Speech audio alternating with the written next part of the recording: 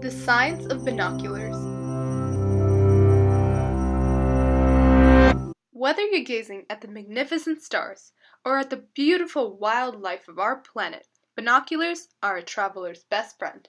Almost right after the birth of the telescope in the 17th century, thanks to Hans Lippershey, scientists had ideas of mounting two identical telescopes beside each other to make binoculars.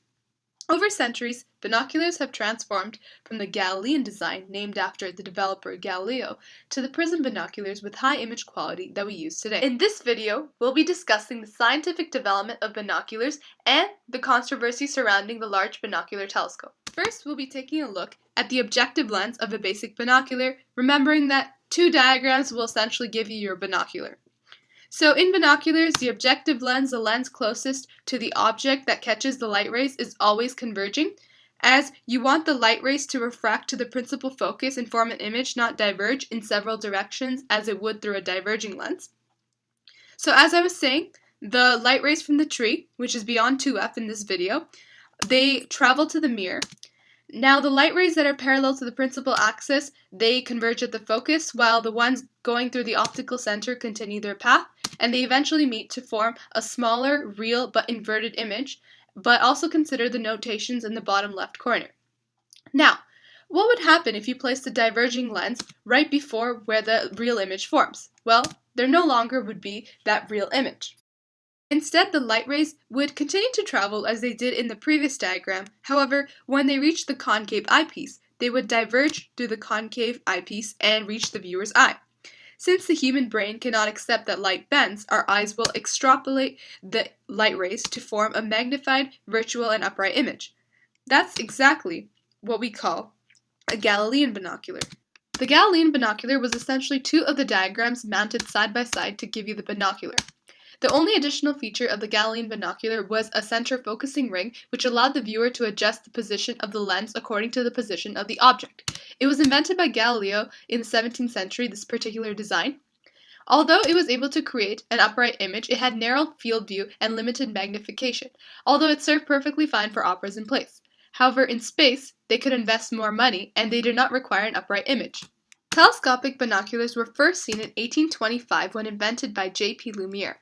They had the same concept as a refracting telescope where both lenses were convex. So as discussed before, the objective lens would do the same thing by converging the light rays in order to form a real inverted image. As the light rays continue to travel, they hit the convex eyepiece and converge towards the focus where the person's eye is. Our eyes extrapolate the light rays in order to form a magnified, inverted, and virtual image.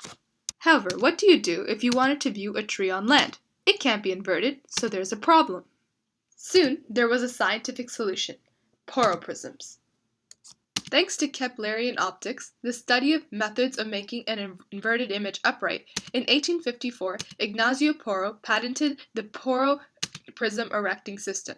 Through two 180-degree turns, one for each prism, the image would be upright, have a wider field view, require shorter tubing, and have better magnification capabilities. You may wonder how this works.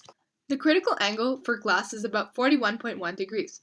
If you orient a triangular prism in such a way that the angle of incidence is greater than that critical angle, almost 100% total internal reflection will result.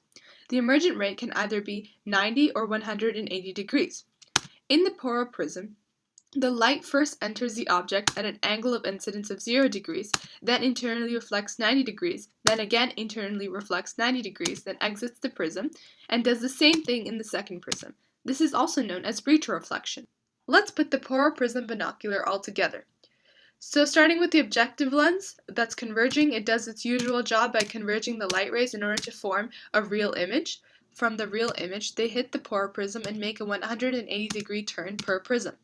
This flips the image to make it upright, as you can see the top arrow is at the bottom and the bottom arrow is now at the top. When it hits the converging eye lens, our eyes extrapolate the light rays in order to form a largely magnified, virtual, and upright image. Putting it all together, you will get your poroprism binocular. Today there are many design variations. The world's current largest telescopic binocular is the LBT, Large Binocular Telescope. It has produced high-quality images from galaxies 8 billion light-years away. Economic controversy includes that some people think that the $120 million was a huge waste of money, while space enthusiasts believe it's justified. Anti-space explorationists argue that there are enough problems to solve on Earth, such as overpopulation and global warming. On the other hand, space enthusiasts say that humanity depends on discoveries and technological advancements of space-related investments. America, after all, came out of the Great Depression as the most powerful country due to its space exploration. But is it really worth it? On the environmental side, the telescope was built on Mount Graham.